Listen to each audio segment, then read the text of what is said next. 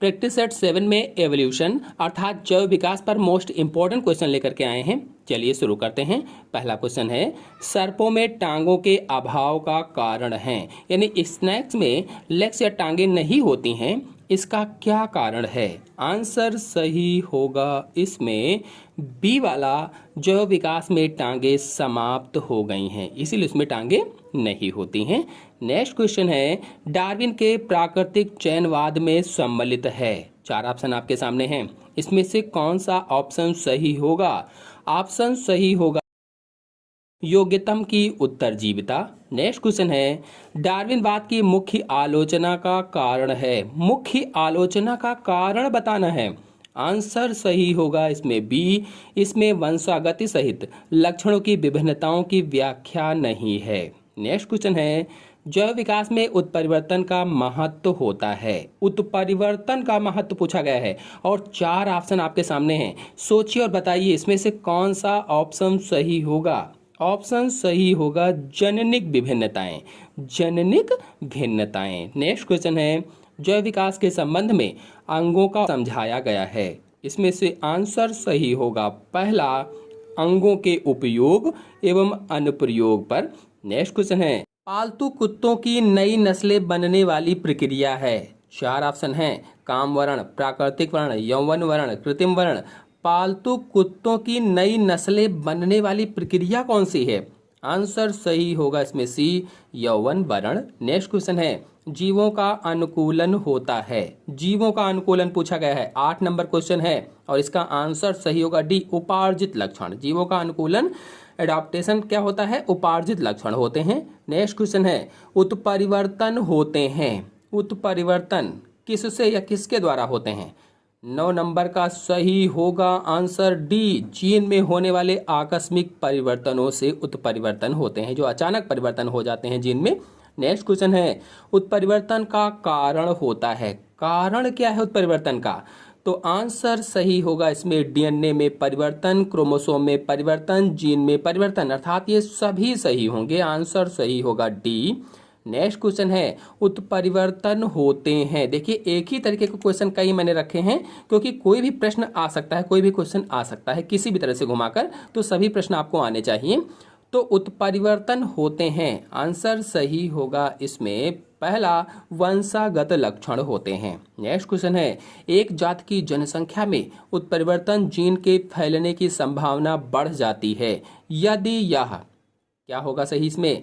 Answer सही होगा इसमें सी वाला, यदि यह प्रभावी हो, प्रभावी। नेक्स्ट क्वेश्चन है, चार्ल्स डार्विन की पुस्तक जात की उत्पत्ति एक क्रांतिकारी कृति थी, इसमें व्याख्या है। जात की उत्पत्ति जो पुस्तक है, इसमें किस चीज की व्याख्या है, किस चीज को बताया गया है? तो आंसर सही होगा इसमें डी वाला, प्राकृतिक चयनवाद द्वारा योग्यतम की उत्तरजीविता को। नेक्स्ट क्वेश्चन है, जैव विकास का प्रवर्तक कारण है। प्रवर्तक कारण कौन सा है? तो आंसर सही होगा इसमें पहला, प्राकृतिक चयन। प्राकृतिक चयन। नेक्स्ट क्वेश्चन है, जैव विकास का मूलभूत स्रोत है। जैव विकास का मूलभूत स्रोत क्या है? तो स्रोत क्या होगा? आंसर सही होगा इसमें सी वाला, प्राकृतिक चयन मूलभूत स्रोत होता है। नेक्स्ट क्वेश्चन है, अपना प्राकृतिक चयनवाद प्रस्तुत करते समय डार्विन किससे प्रभावित हुए? जो इन्होंने प्राकृतिक चयनवाद प्रस्तुत किया, तो डार्विन किससे प्रभावित हुए थे? आंसर सही होगा इसमें पहला, माल्थस का जनसंख्या पर निबंध, इससे डार्विन प्रभावित हुए। नेक्स्ट क्वेश्चन है, आकस्मिक होने वाले वंशागत परिवर्तन जो जाति में जनन के बाद भी रहते हैं क्या कहलाते हैं? यानी आकस्मिक परिवर्तन हो गए और जाति में किसी जिस जाति में हुए उसमें जनन के बाद भी रहते हैं, तो क्या कहा जाता है उन्हें? आंसर सही होगा इसमें डी, उत्परिवर्तन कहा जाता है, क्योंकि अचानक होने वाले परिवर्तन या आकस्मिक होने वाले परिवर्तन को उत्परिवर्तन ही कहते हैं। नेक्स्ट क्वेश्चन है, लैमार्कवाद का मूल आधार क्या था? लैमार्कवाद का मूल आधार पूछा गया है, तो इसका आंसर सही होगा पहला, उपार्जित लक्षणों की वंशागति। नेक्स्ट क्वेश्चन है, पुस्तक फिलॉसफिक जूलॉजिक 1809 में छपी थी, इसके लेखक का नाम बताइए। जो फिलॉसफिक जूलॉजिक पुस्तक है ये 1809 में छपी। इसके पुस्तक या इस पुस्तक के लेखक का नाम बताना है। आंसर सही होगा 19 का बी, लैमार्क थे। यानी फिलॉसफिक जूलॉजिक पुस्तक के लेखक कौन थे? लैमार्क थे। कब छपी? 1809 में।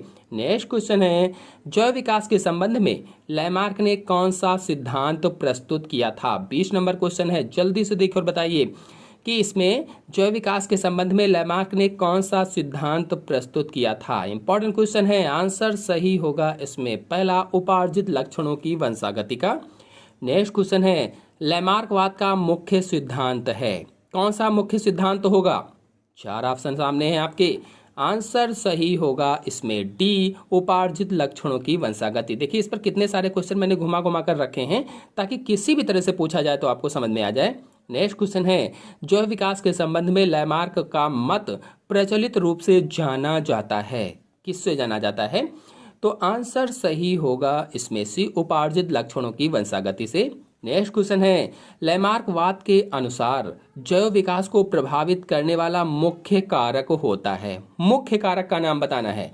कौन सा होगा? 23 नंबर क्वेश्चन है। इसमें आंसर सही होगा सी वाला, उपार्जित लक्षण। नेक्स्ट क्वेश्चन है, डार्विन का प्राकृतिक वर्णवाद निम्नलिखित में से किस पर आधारित है? प्राकृतिक वर्णवाद किस पर आधारित है? तो आंसर सही होगा इसमें सी, जीव जातियों में प्रचुर संतानोत्पत्ति, जीवन संघर्ष तथा योग्यतम की उत्तरजीविता। ये डार्विन का प्राकृतिक वर्णवाद है, इन चीजों पर आधारित है। नेक्स्ट क्वेश्चन है, किस वैज्ञानिक ने योग्यतम की उत्तरजीविता का विचार सबसे पहले प्रस्तुत किया था? 4 वैज्ञानिकों के नाम दिए गए हैं और आपको बताना है कि इसमें से कौन से ऐसे वैज्ञानिक थे जिन्होंने योग्यतम की उत्तरजीविता का विचार सबसे पहले प्रस्तुत किया। तो आंसर सही होगा इसमें सी, डार्विन ने सबसे पहले प्रस्तुत किया था। नेक्स्ट क्वेश्चन है, किस समुद्री जहाज पर डार्विन ने प्राकृतिक या प्रकृति का अध्ययन किया था? किस समुद्री जहाज पर डार्विन ने प्रकृति का या नेचर का अध्ययन किया था? तो आंसर सही होगा इसमें पहला वाला, बीगल। जो बीगल जहाज था इस पर इन्होंने अध्ययन किया था। नेक्स्ट क्वेश्चन है, जात की उत्पत्ति पुस्तक कौन से वर्ष में छपी थी? कौन से वर्ष में छपी थी? तो आंसर सही होगा इसमें सी वाला, सन 1859 ईस्वी में छपी थी। नेक्स्ट क्वेश्चन है, डार्विन किसके कार्य से प्रभावित हुए? चार्ल्स डार्विन जो थे ये किसके कार्य से प्रभावित हुए थे? तो आंसर सही होगा इसमें पहला, माल्थस के कार्य से प्रभावित हुए थे और माल्थस का जो जनसंख्या पर निबंध था उससे प्रभावित हुए थे। नेक्स्ट क्वेश्चन है, प्राकृतिक चयनवाद का मत किसने प्रस्तुत किया था? तो हम सभी लोग जान चुके हैं अब तक कि इसका आंसर सही होगा पहला, चार्ल्स डार्विन ने प्रस्तुत किया था। नेक्स्ट क्वेश्चन है, कौन सा सिद्धांत डार्विन से संबंधित है? 4 ऑप्शन दिए गए हैं और पूछा गया इनमें से कौन सा सिद्धांत डार्विन से संबंधित है? तो इसका आंसर सही होगा बी, जीवन संघर्ष में योग्यतम की उत्तरजीविता वाला सिद्धांत डार्विन से संबंधित है। नेक्स्ट क्वेश्चन है, यदि एक जाति की जनसंख्या को अधिक उपयुक्त वातावरण में रखा जाए तो कौन सा ऑप्शन सही होगा इसमें? ऑप्शन सही होगा इसमें सी वाला, प्रजनन की दर बढ़ जाएगी। एक जात की जनसंख्या है और अधिक उपयुक्त वातावरण में भी रखा गया है तो प्रजनन की दर बढ़ेगी। नेक्स्ट क्वेश्चन है, डार्विन की सबसे बड़ी कमी थी। डार्विन की सबसे बड़ी कमी क्या थी?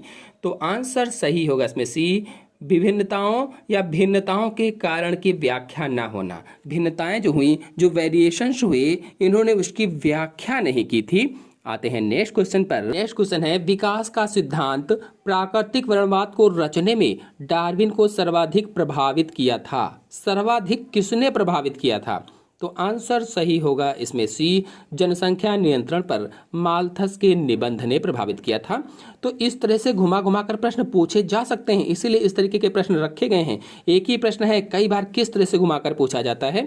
नेक्स्ट क्वेश्चन है, हुगो डी व्रीस ने उत्परिवर्तनवाद का समरूपण जिन प्रयोगों के आधार पर किया वह प्रतिबंधित थे। किस पर?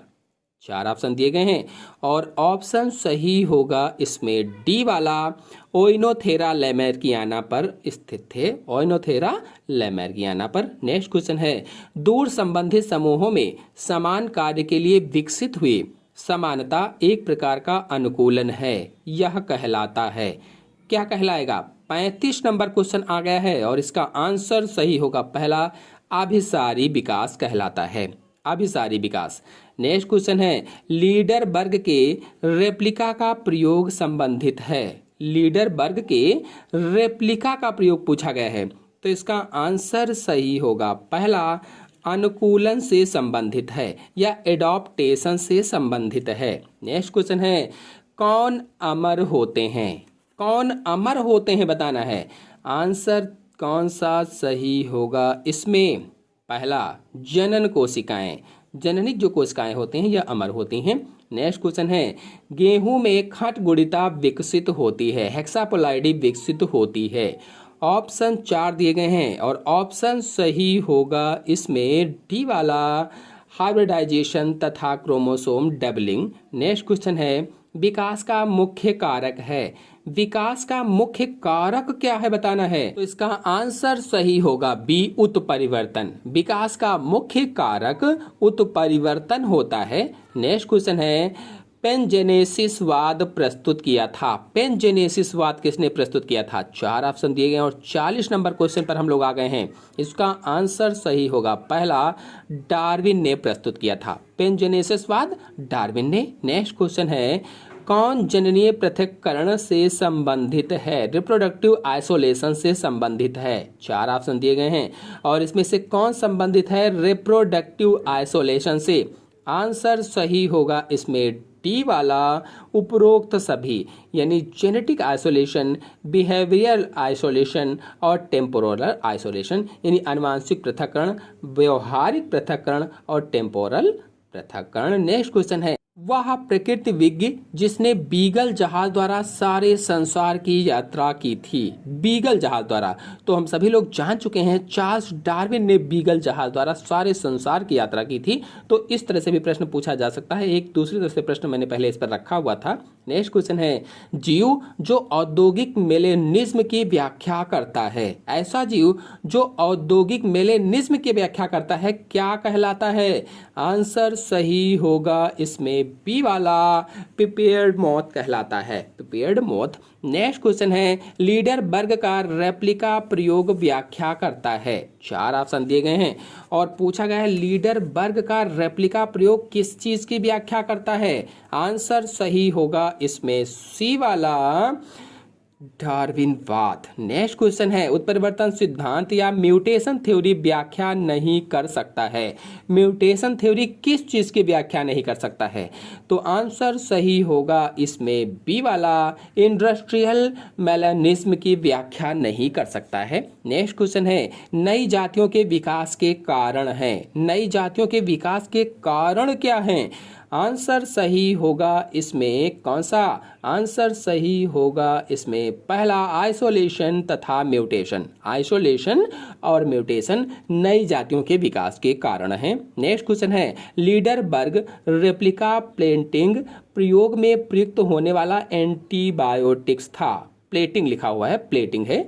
लीडर वर्ग रेप्लिका प्लेटिंग प्रयोग द्वारा प्रयुक्त होने वाले एंटीबायोटिक्स का प्रयोग, तो आंसर सही होगा इसमें बी वाला, पेनिसिलिन। पेनिसिलिन था। नेक्स्ट क्वेश्चन है, एक जीन पूल से दूसरे जीन पूल पर जीन के स्थानांतरण को कहते हैं। एक जीन पूल से दूसरा जीन पूल स्थानांतरित होता है, इसको क्या कहा जाता है? आंसर सही होगा इसमें बी, जीन फ्लो कहा जाता है। Gene flow. नेक्स्ट क्वेश्चन है, जीवधारियों में विविधता का कारण क्या है? डाइवर्सिटी का कारण क्या है? आंसर सही होगा इसमें B, long term evolutionary changes होते हैं। नेक्स्ट क्वेश्चन है, एक बैक्टीरियल कल्चर को स्ट्रेप्टोमाइसिन के साथ मिलाकर एक सांचे का निर्माण हुआ। इनमें से कुछ कॉलम जीवित रहने के समर्थ हुए। 50 नंबर क्वेश्चन आ गया है। इसका आंसर सही होगा बी, एडाप्टेशन के द्वारा अथवा अनुकूलन के द्वारा। नेक्स्ट क्वेश्चन है, डार्विन के सिद्धांत द्वारा सिद्ध होता है। डार्विन के सिद्धांत के द्वारा क्या सिद्ध होता है? आंसर सही होगा B, nature selects species which can adapt. Next question है, बाइबल के बाद विकासीय प्रकृति पर आधारित पुस्तक को सर्वप्रथम अपनाया गया। 4 ऑप्शन दिए गए हैं और पूछा गया है बाइबल के बाद विकासीय प्रकृति पर आधारित जो पुस्तक है उसको सर्वप्रथम अपनाया गया था। तो आंसर सही होगा इसमें सी, ओरिजिन ऑफ स्पीशीज, डार्विन के द्वारा। नेक्स्ट क्वेश्चन है, निम्नलिखित में से जैव विकास का कौन सा क्रम डार्विन तथा वैलेंस द्वारा प्रस्तुत किया गया था। जैव विकास का ऐसा कौन सा क्रम है जो डार्विन और वैलेंस के द्वारा प्रस्तुत किया गया था। 53 नंबर क्वेश्चन का आंसर सही होगा C, over production, consistency of population size, variations and natural selection. Next question है, प्रयोग एवं अनुप्रयोग सिद्धांत यानी यूज एंड डिसयूज थ्योरी प्रस्तावित किया गया था। प्रयोग और अनुप्रयोग सिद्धांत किसने प्रस्तुत किया था ये पूछा गया है, सीधी सी बात है। तो आंसर सही होगा इसमें पहला वाला, लैमार्क के द्वारा। नेक्स्ट क्वेश्चन है, मॉडर्न एवोल्यूशन के अंतर्गत आता है। मॉडर्न एवोल्यूशन के अंतर्गत क्या आता है। तो आंसर सही होगा इसमें डी, ऑल ऑफ दीज यानी natural selection, genetic variations and isolation, ये सभी मॉडर्न एवोल्यूशन के अंतर्गत आते हैं। नेक्स्ट क्वेश्चन है, रिकैपिटुलेशन थ्योरी को लॉ ऑफ बायोजेनेसिस कहा गया। रिकैपिटुलेशन थ्योरी थी उसको लॉ ऑफ बायोजेनेसिस किसके द्वारा कहा गया था। तो आंसर सही होगा इसमें पहला, हैकल के द्वारा कहा गया था, हैकल। नेक्स्ट क्वेश्चन है, डार्विन ने थ्योरी ऑफ नेचुरल सिलेक्शन में कहा था कि, क्या कहा था इन्होंने, डार्विन ने। आंसर सही होगा इसमें पहला, natural selection acts on favourable variations which appear among individuals of a species. Next question है, किसने कहा था कि आबादी एक स्वनियंत्रित तंत्र है। पॉपुलेशन जो है एक स्वनियंत्रित तंत्र है। तो आंसर सही होगा इसमें सी, टी.आर. माल्थस ने कहा था, टी.आर. माल्थस। नेक्स्ट क्वेश्चन है, व्यक्ति वृत्त जाति वृत्त की पुनरावृत्ति करता है, एक भाग है। किस चीज का भाग है। आंसर सही होगा इसमें बी, रिकैपिटुलेशन थ्योरी का भाग है, रिकैपिटुलेशन थ्योरी। नेक्स्ट क्वेश्चन है, डार्विन ने अपने प्राकृतिक वर्ण के सिद्धांत में निम्नलिखित में से किसमें जैव विकास में कोई भूमिका होने पर विश्वास नहीं किया। आंसर इसमें सही होगा डी वाला, डिसकंटिन्यूअस वेरिएशंस पर विश्वास नहीं किया था। नेक्स्ट क्वेश्चन है, डार्विन का प्राकृतिक चयनवाद का सिद्धांत है, प्राकृतिक चयनवाद का सिद्धांत। तो आंसर सही होगा इसमें सी वाला, विभिन्नताओं अथवा वेरिएशंस को एक्सप्लेन करने में असफल। नेक्स्ट क्वेश्चन है, डार्विन के फिंचेस निम्नलिखित में से किस विकास से संबंधित हैं। किस विकास से होगा। आंसर सही होगा इसमें डी वाला, जियोग्राफिकल डिस्ट्रीब्यूशन। नेक्स्ट क्वेश्चन है, जेनेटिक ड्रिफ्ट की संकल्पना प्रस्तुत की गई थी। जेनेटिक ड्रिफ्ट की संकल्पना किसने प्रस्तुत की थी। तो आंसर सही होगा इसमें डी, हार्डी विनबर्ग के द्वारा दी गई थी जेनेटिक ड्रिफ्ट की संकल्पना। नेक्स्ट क्वेश्चन है, डार्विन के सिद्धांत का कॉर्नर स्टोन है। कॉर्नर स्टोन कौन सा है। आंसर सही होगा इसमें सी, प्राकृतिक वर्णवाद अथवा नेचुरल सिलेक्शन। नेक्स्ट क्वेश्चन है, नई जाति के विकास पे एडाप्टिव रेडिएशन का उचित उदाहरण है। एडाप्टिव रेडिएशन का उचित उदाहरण बताना है। आंसर सही होगा सी, ए और बी दोनों। नेक्स्ट क्वेश्चन है, मानव के हाथ, चमगादड़ के पंख तथा सील के फ्लिपर प्रदर्शित करते हैं। क्या प्रदर्शित करेंगे। आंसर सही होगा इसमें कौन सा, जल्दी से बताइए। आंसर सही होगा इसमें डी वाला, होमोलॉगस आर्गन, समजात अंग। नेक्स्ट क्वेश्चन है, निम्नलिखित में से कौन सा एनालॉगस आर्गन नहीं है। इनमें से कौन सा एनालॉगस आर्गन नहीं है। तो आंसर सही होगा इसमें सी, बोगनविलिया के कांटे तथा कुकुरबिटा के प्रतान एनालॉगस आर्गन के उदाहरण नहीं हैं। बाकी शेष सभी एनालॉगस आर्गन के उदाहरण हैं। नेक्स्ट क्वेश्चन है, जैव विकास के संबंध में प्राकृतिक वर्ण की संकल्पना का प्रतिपादन किया था। आप लोग घबराइएगा नहीं, कई सारे प्रश्न मैंने घुमा घुमा कर रखे हैं, इसलिए ताकि किसी भी तरह से प्रश्न पूछा जाए तो आप लोग उसका उत्तर दे लें। इसका आंसर सही होगा पहला, चार्ल्स डार्विन ने। नेक्स्ट क्वेश्चन है, अंग जो मूल संरचना में समान परंतु कार्यों में अलग अलग कहलाते हैं, उन्हें क्या कहा जाता है? मूल संरचना में समान हैं लेकिन कार्य में अलग अलग हैं तो उन्हें समजात अंग कहेंगे। समजात अंग। अगर आप लोग समजात अंग क्या हैं, समवृत्त अंग क्या हैं, अवशेषी अंग क्या हैं, इन सब के बारे में जानकारी चाहते हैं तो मेरे चैनल में वीडियो अपलोडेड है, आप लोग जाकर के देख सकते हैं। नेक्स्ट क्वेश्चन है, जातीय उद्भवन होता है। जातीय उद्भवन, आंसर सही होगा इसमें सी, जननीय पृथक्करण के द्वारा जातीय उद्भवन होता है। जातीय उद्भवन।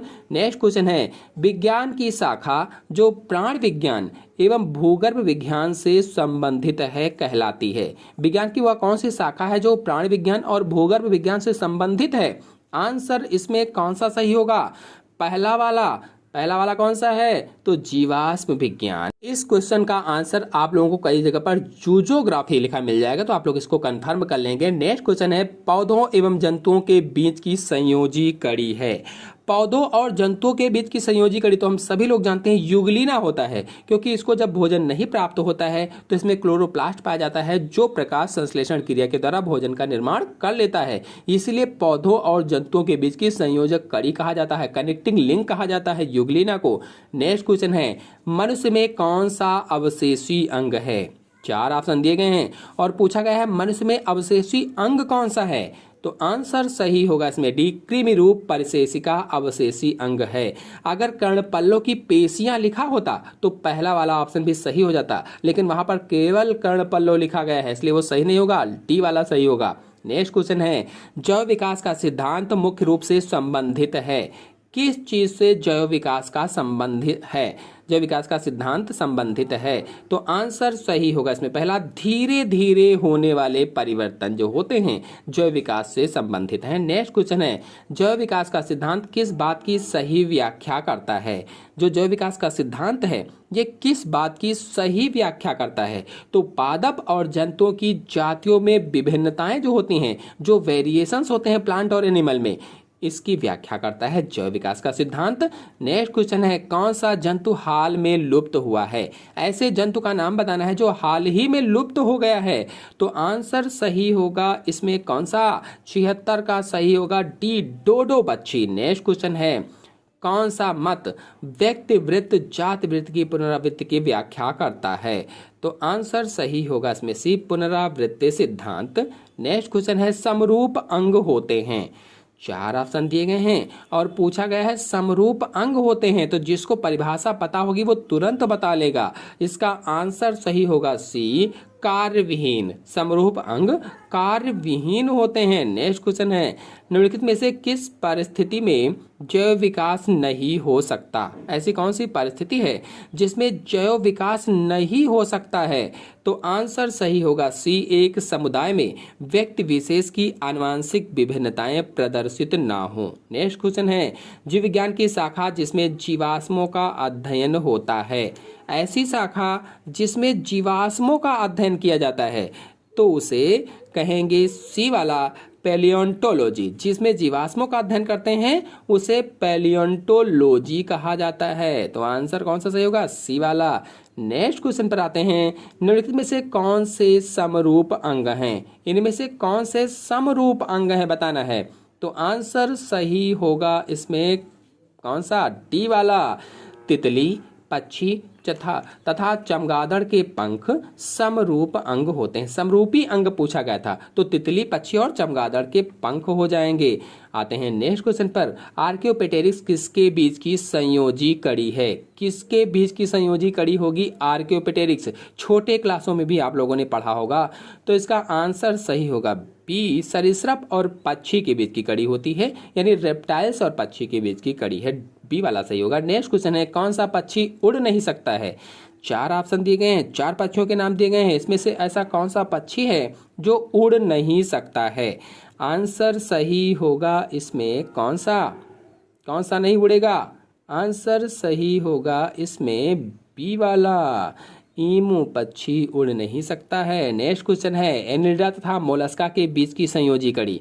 एनिलिडा और मोलस्का के बीच की संयोजी कड़ी कौन होता है? तो आंसर सही होगा इसमें सी वाला, नियोपिलाइना। नियोपिलाना, एनिलिडा और मोलस्का के बीच की संयोजी कड़ी ही कनेक्टिंग लिंक है।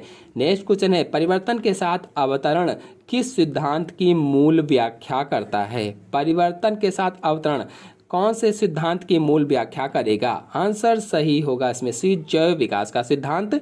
नेक्स्ट क्वेश्चन है, यदि किसी जंतु के शरीर में कवच युक्त अंडा, बाल तथा स्तन हैं तथा इसमें आविष्कार छिद्र हैं तो यह किनके बीच की संयोजी कड़ी है? आंसर सही होगा इसमें सी, रेप्टाइल तथा स्तनधारी के बीच की कड़ी है। नेक्स्ट क्वेश्चन है, निम्नलिखित में से किस सेट में समरूप अंग नहीं है? ऐसा कौन सा सेट है जिसमें समरूप अंग नहीं है? तो आंसर सही होगा इसका डी, घोड़े की अगली टांग तथा व्हेल के चप्पू, ये समरूप अंग नहीं होते हैं। नेक्स्ट क्वेश्चन है, निम्नलिखित में से समजात अंग कौन से हैं? कौन से समजात अंग होंगे? तो आंसर सही होगा पहला, मनुष्य, बंदर तथा कंगारू के हाथ समजात अंग होते हैं, होमोलॉगस ऑर्गन होते हैं। नेक्स्ट क्वेश्चन पर आते हैं, मनुष्य में कौन सा अंग शीघ्र ही लुप्त नहीं हो पाएगा? कौन सा ऐसा अंग है शरीर में जो शीघ्र ही लुप्त नहीं हो पाएगा? तो आंसर सही होगा इसमें बी, अंध बिंदु। और अंध बिंदु कहाँ होता है? तो आंख में होता है। पूरी जानकारी के लिए आप मेरे चैनल से आंख वाला वीडियो देख सकते हैं। नेक्स्ट क्वेश्चन है, हेकल के बायोजेनेटिक सिद्धांत के अनुसार, हेकल के बायोजेनेटिक सिद्धांत के अनुसार भ्रूणी परिवर्धन में विकास के इतिहास को दोहराया जाता है, यानी बी वाला ऑप्शन सही होगा। नेक्स्ट क्वेश्चन है, मनुष्य में कौन सा अवशेषी अंग नहीं है? 4 ऑप्शन दिए गए हैं और इसमें कौन सा अवशेषी अंग नहीं है, नहीं भी ध्यान देंगे वरना कंफ्यूज होकर गलत कराएंगे। तो आंसर इसमें कौन सा सही होगा? डी वाला, एपिग्लाटिस, जो हमारे गले में पाया जाता है ढक्कन, एपिग्लाटिस कहा जाता है, तो ये अवशेषी अंग नहीं है। नेक्स्ट क्वेश्चन है, गैलापेगा द्वीप किस वैज्ञानिक से संबंधित है? तो आंसर सही होगा इसमें डी, डार्विन से संबंधित है, डार्विन। नेक्स्ट क्वेश्चन है, पेरिपेटस किसके बीच की संयोजी कड़ी है? जो पेरिपेटस है ये किसके बीच की संयोजी कड़ी है पूछा गया है, तो आंसर सही होगा इसमें सी। तो एनिलिडा और आर्थ्रोपोडा के बीच की संयोजी कड़ी पेरिपेटस होता है। नेक्स्ट क्वेश्चन पर आते हैं, प्रोटोथीरिया का विकास किससे हुआ था? 4 ऑप्शन दिए गए हैं और पूछा गया है प्रोटोथीरिया का विकास किससे हुआ था? तो आंसर सही होगा इसमें डी, रेप्टिलिया अथवा सरीसृप से हुआ था। नेक्स्ट क्वेश्चन है, पुनरावृत्ति नियम किसने प्रतिपादित किया था? पुनरावृत्ति नियम, आंसर सही होगा इसमें बी वाला, वान बेयर तथा हेकल ने पुनरावृत्ति नियम प्रतिपादित किया था। नेक्स्ट क्वेश्चन पर आते हैं, कीवी कहाँ मिलती है? कीवी कहाँ मिलेगी? आंसर इसमें कौन सा सही होगा? इंपॉर्टेंट क्वेश्चन है और सरल भी है। आंसर सही होगा डी वाला, न्यूजीलैंड में कीवी मिलती है। नेक्स्ट क्वेश्चन है, जैव विकास की प्रक्रिया को समझाने का कार्य सर्वप्रथम किसने किया था? प्रक्रिया को समझाने का कार्य पूछा गया है, 98 नंबर क्वेश्चन है, इसका आंसर सही होगा बी वाला, लैमार्क ने किया था। नेक्स्ट क्वेश्चन है, जैव विकास की कौन सी परिभाषा अधिक उचित है? कौन सी परिभाषा अधिक उचित है? तो आंसर से होगा बी, जाति का विभिन्नताओं सहित इतिहास, ये परिभाषा अधिक उचित है। नेक्स्ट क्वेश्चन है, निम्नलिखित में से कौन सा जैव विकास का सबसे अच्छा उदाहरण प्रस्तुत करता है? जैव विकास का सबसे अच्छा उदाहरण, सेंचुरी हो गई है, 100 क्वेश्चन हो गए हैं, आंसर सही होगा डी, ये सभी, यानी समरूप तथा अवशेषी अंग, समजात तथा अवशेषी अंग और समरूप तथा समजात अंग। नेक्स्ट क्वेश्चन है, आर्कियोपेटेरिक्स रेप्टाइल तथा पक्षियों के बीच की एक संयोजी कड़ी है, क्यों पूछा गया कड़ी है? तो आंसर सही होगा इसमें पहला, इसमें रेप्टाइल और पक्षियों के लक्षण विद्यमान हैं, इसीलिए संयोजी कड़ी कहा जाता है। नेक्स्ट क्वेश्चन है, पुनरावृत्ति नियम के अनुसार किस बात की व्याख्या मिलती है?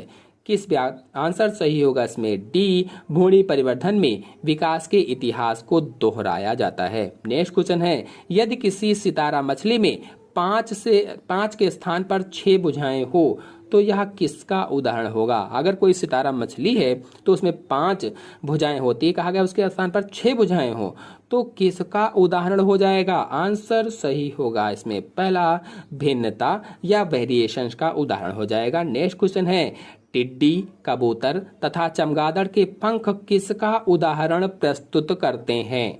किसका प्रस्तुत करेंगे? तो आंसर सही होगा इसमें बी वाला, समरूप अंग का उदाहरण प्रस्तुत करते हैं।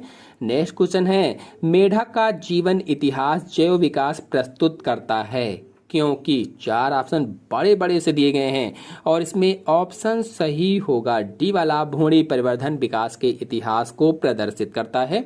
नेक्स्ट क्वेश्चन है, निम्नलिखित में से कौन तुलनात्मक आंतरिक रचना के आधार पर जैव विकास के क्रम में संयोजी कड़ी का उदाहरण प्रस्तुत करता है? आंसर सही होगा इसका पहला, पक्षी तथा स्तनधारी के बीच आर्कियोपेटेरिक्स। नेक्स्ट क्वेश्चन है, निम्नलिखित में से कौन सबसे सरल एवं आद्य स्तनधारी है? सबसे सरल भी है और आद्य भी है, कौन सा इसमें से आंसर सही होगा? पहला, कंटक चींटीखोर, कंटक चींटीखोर। नेक्स्ट क्वेश्चन है, जैव विकास के क्रम में उदाहरण प्रस्तुत करने वाले स्तनधारी कहाँ रहते हैं? कहाँ रहेंगे? 4 ऑप्शन है, जल्दी से बताइए कहाँ रहेंगे? आंसर सही होगा इसमें से डी, ऑस्ट्रेलिया में। नेक्स्ट क्वेश्चन है, जीवाश्म कैसे बनते हैं? जो जीवाश्म है इनका निर्माण कैसे होता है?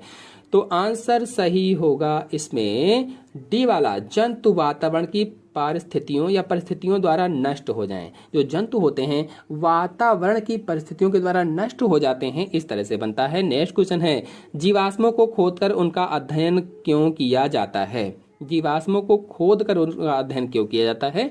तो इसका आंसर सही होगा डी, जीवाश्म पुराने जंतुओं के विकास पर प्रभाव डालते हैं, कैसे विकसित हुए थे इस पर प्रभाव डालते हैं। नेक्स्ट क्वेश्चन है, निम्नलिखित में से कौन समजातता प्रदर्शित करता है? कौन समजातता प्रदर्शित करता है?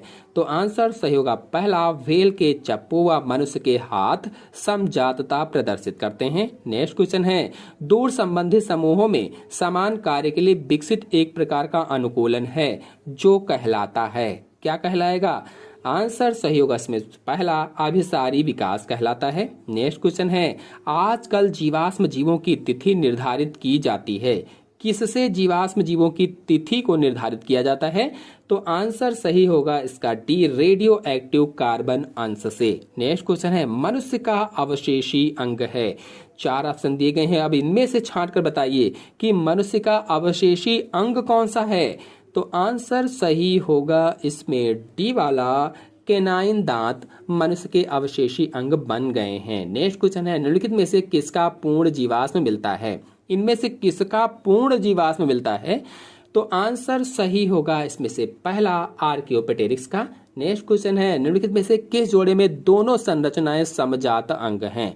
दोनों संरचनाएं समजात अंग हैं पूछा गया है। आंसर सही होगा सी, रोहू का अंश पंख तथा घोड़े के अग्रपाद। नेक्स्ट क्वेश्चन है, घोड़े के जातिवृत्त में सबसे पुराना जीवाश्म प्राणी कौन सा था? जातिवृत्त में सबसे पुराना, आंसर सही होगा इसमें से बी वाला। नेक्स्ट क्वेश्चन है, कौन से भूवैज्ञानिक काल को सरीसृप का युग कहा जाता है? 4 ऑप्शन दिए गए हैं और इसमें से ऐसा कौन सा भूवैज्ञानिक काल है जिसको सरीसृप का युग कहा जाता है?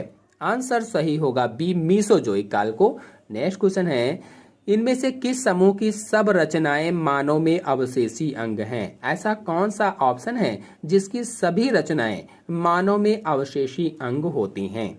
आंसर सही होगा डी, कॉक्सिस, वर्मीफार्म अपेंडिक्स, कर्णपेशियां, निक्टेटिंग कला। नेक्स्ट क्वेश्चन है, समजात अंग किस सेट में है? समजात अंग के सेट में है, तो आंसर सही होगा इसमें से सी, सील के चप्पू, घोड़े के अग्रपाद, मानव के हाथ तथा चमगादड़ के पंख, ये सेट सभी समजात अंगों का है। नेक्स्ट क्वेश्चन है, गैलापेगो द्वीप समूह किस वैज्ञानिक से संबंधित है? गैलापेगो द्वीप समूह, तो आंसर सही होगा इसमें से बी वाला, डार्विन से। नेक्स्ट क्वेश्चन है, विकास के सबसे अधिक ठोस प्रमाण मिलते हैं? किससे विकास के सबसे अधिक ठोस प्रमाण मिलते हैं? तो आंसर सही होगा इसमें से पहला, जीवाश्मों से। नेक्स्ट क्वेश्चन है, कौन से 2 प्राणी भौगोलिक क्षेत्र ऊंची पर्वतमाला द्वारा परस्पर पृथक हैं? तो आंसर सही होगा इसमें से बी वाला, पैलिआर्कटिक तथा ओरिएंटल। नेक्स्ट क्वेश्चन है, सभी कशेरुकियों के भ्रूण में क्लोम दरारों की उपस्थिति से कौन से मत की पुष्टि होती है? तो इसका आंसर कौन सा सही होगा? लास्ट वाला, और लास्ट में है पुनरावृत्ति। नेक्स्ट क्वेश्चन है, किस लक्षण में समजात अंगों में समानता होती है? किसमें होगी? तो आंसर सही होगा पहला, उत्पत्ति में समजात अंगों में समानता होती है। आशा है आप सभी लोगों को सभी क्वेश्चन अच्छे से समझ में आए होंगे। आज के अंक में इतना ही। अगले अंक की जानकारी के लिए मेरे चैनल को सब्सक्राइब कर लीजिए और साथ में बेल आइकन को भी प्रेस कर लीजिए, ताकि जब भी मैं नया वीडियो डालूं आपको उसकी नोटिफिकेशन सबसे पहले प्राप्त हो जाए। धन्यवाद।